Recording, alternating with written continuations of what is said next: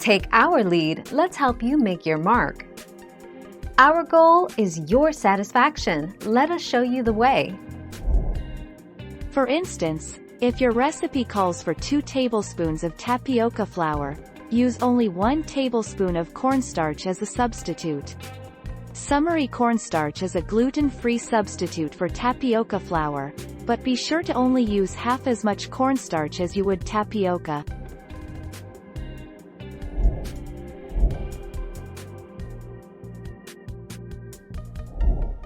Take our lead. Cornstarch. Replace the instant tapioca called for in your recipe with an equal amount of cornstarch. Your pie filling won't come out quite as thick and glossy as it would with tapioca, but it'll still taste great.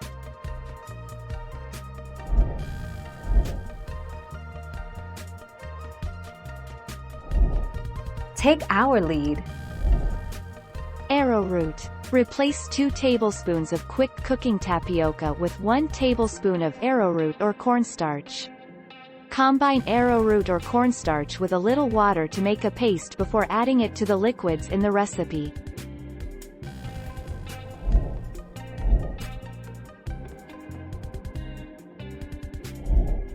Take our lead. You need to use tapioca starch, flour. These are the same thing, but you definitely cannot substitute cornstarch for tapioca starch. The boba will not form properly. Heat it up. When heating up your water and dark brown sugar, make sure the liquid gets heated enough so that the tapioca starch can dissolve.